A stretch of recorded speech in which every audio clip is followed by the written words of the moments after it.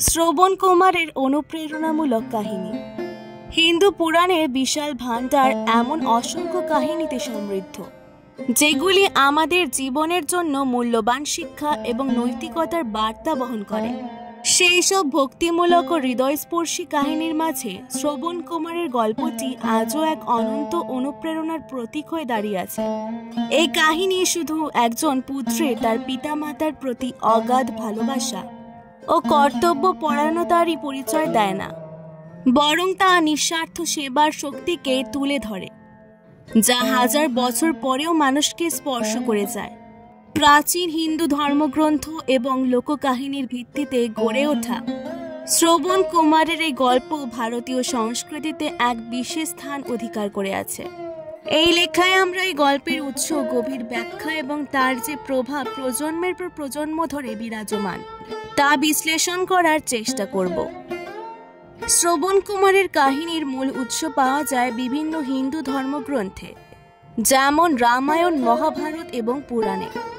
এই পবিত্র গ্রন্থগুলোতে বিভিন্নভাবে কাহিনীটি বর্ণিত হলেও গল্পের মূল বক্তব্য শিক্ষার কোনো ভিন্নতা নেই। বাল্মীকির রামায়ণের অযোধ্যাকাণ্ড এর একাংশে শ্রবণের জীবনগাথা তুলে ধরা হয়েছে, যেখানে তার ভক্তি ও আত্মত্যাগের কথা বিস্তারিতভাবে বলা হয়েছে। মহাভারতের আদি পর্বেও এই চরিত্রের সংক্ষিপ্ত উল্লেখ রয়েছে। এছাড়া বিভিন্ন পুরাণেও শ্রবণের জীবনের কিছু অতিরিক্ত তথ্য পাওয়া যায়। গল্প অনুযায়ী শ্রবণ কুমার ছিলেন শান্তনু ও জ্ঞানবতী নামের এক বৃদ্ধ দম্পতির একমাত্র সন্তান।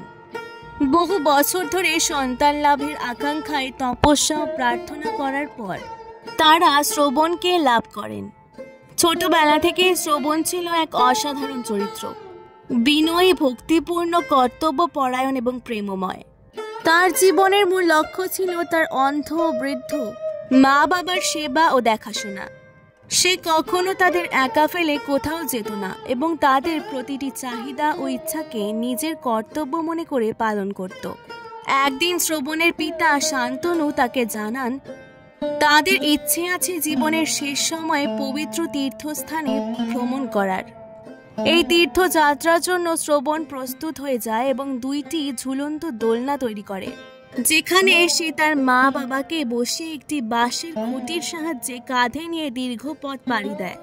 সে দিনের পর দিন পদব্রজে হেঁটে চলতে থাকে, পাহাড় জঙ্গল অতিক্রম করে, শুধু যাতে তার মা বাবা তীর্থযাত্রার শোক অনুভব করতে পারে। এই কঠোর পরিশ্রম ও আত্মত্যাগের মাঝে শ্রবণের কোনো অভিযোগ ছিল না। তার একমাত্র লক্ষ্য ছিল মা বাবার মুখে হাসি ফোটানো। কিন্তু ভাগ্য ছিল নির্মম। একদিন গভীর অরণ্যের মধ্যে একটি জলাশয়ের পাশে পৌঁছলে শ্রবণ জল আনতে যায়। তখনই ঘটে এক মর্মান্তিক দুর্ঘটনা। রাজা দশরথ, যিনি সেই সময় শিকারে বেরিয়েছিলেন, শব্দ শুনে ভুলবশত মনে করেন যে তা কোনো বন্য প্রাণী। তিনি না দেখে একটি তীর ছোড়েন, যা সোজা গিয়ে বিদ্ধ হয় শ্রবণের দেহে। রক্তাক্ত আহত অবস্থায় পড়ে গিয়ে শ্রবণ চিৎকার করে ওঠে। রাজা দশরথ দৌড়ে এসে বুঝতে পারেন যে তিনি এক ভয়ঙ্কর ভুল করে ফেলেছেন। একজন নিষ্পাপ ভক্তিপূর্ণ ছেলেকে তিনি হত্যা করেছেন। মৃত পথযাত্রী শ্রবণ কুমার তখন দশরথকে অনুরোধ করেন যেন তিনি তার মা বাবার কাছে যান এবং পুরো ঘটনা বলেন। দশরথ যখন সেই দুঃসংবাদ নিয়ে গিয়ে শ্রবণের মা বাবার সামনে হাজির হন, তারা তখন ছেলে কোথায় আছে জানতে চান। কিন্তু যখন তারা ছুটে এসে শ্রবণের নিথর দেহ দেখতে পান, তখন শোকে বিহ্বল হয়ে পড়েন। তারা উপলব্ধি করেন তাদের ইচ্ছায় তাদের সন্তানের এই পরিণতি হয়েছে। দুঃখ অনুতাপে ভেঙে পড়ায় দম্পতির আর জীবন রাখার ইচ্ছা থাকে না এবং তারাও অচিরেই প্রাণ ত্যাগ করেন। শ্রবণের এই ভক্তি ও আত্মত্যাগ দেখে দেবতারা পর্যন্ত আবেগাপ্লুত হয়ে যান। এই কাহিনীতে বলা হয়েছে দেবতারা স্বর্গ থেকে এসে তাকে মোক্ষ দান করেন, কারণ একজন পুত্রের পক্ষে যতটা সম্ভব নিঃস্বার্থ ভালোবাসা ও সেবা করা যায়, শ্রবণ তার চেয়েও বেশি কিছু করে দেখিয়েছেন। এই কাহিনী আমাদের সমাজে বহু প্রজন্ম ধরে মানুষকে শিক্ষা দিয়ে এসেছে। একদিকে এটি আমাদের শেখায় পিতা মাতার প্রতি কর্তব্য পালন করাই একজন সন্তানের পবিত্র দায়িত্ব, অন্যদিকে এটি আমাদের মনে করিয়ে দেয় হঠাৎ করে সিদ্ধান্ত ও কাজের পরিণতি কতটা ভয়ঙ্কর হতে পারে। দশরথের এই ভুলের মাসুল তাকেও পরে দিতে হয়, কারণ তার প্রিয় পুত্র রামকেও বহু বছরের জন্য বনবাসে যেতে হয় এবং সেই শোকে ভেঙে পড়ে তার মৃত্যুও ঘটে। এটি কর্মফলের এক জীবন্ত উদাহরণ।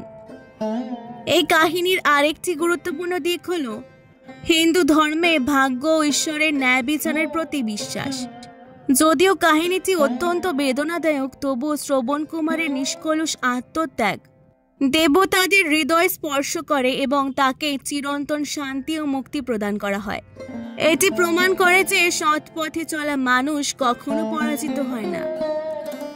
সব মিলিয়ে শ্রবণ কুমারের কাহিনী শুধুমাত্র একটি পুরাতন ধর্মীয় গল্প নয়, এটি আজও সমান প্রাসঙ্গিক। আজকের যুগেও যেখানে পারিবারিক মূল্যবোধ অনেক সময় উপেক্ষিত হচ্ছে, সেখানে এই গল্প আমাদের মনে করিয়ে দেয় একজন সন্তানের প্রকৃত দায়িত্ব কি হওয়া উচিত। এই কাহিনী আমাদের অনুপ্রাণিত করে নিঃস্বার্থভাবে ভালোবাসতে, কর্তব্য পালন করতে এবং আত্মত্যাগের মধ্যে প্রকৃত সুখ খুঁজে পেতে। এভাবেই শ্রবণ কুমারের গল্প যুগ যুগ ধরে মানুষের হৃদয়কে স্পর্শ করে চলেছে এবং ভবিষ্যতেও তার শিক্ষা ও প্রভাব অব্যাহত থাকবে। আজকের ভিডিওটি ভালো লাগলে অবশ্যই পুরাণ গল্প কথাকে সাবস্ক্রাইব করে দেবেন। অনেক অনেক ধন্যবাদ।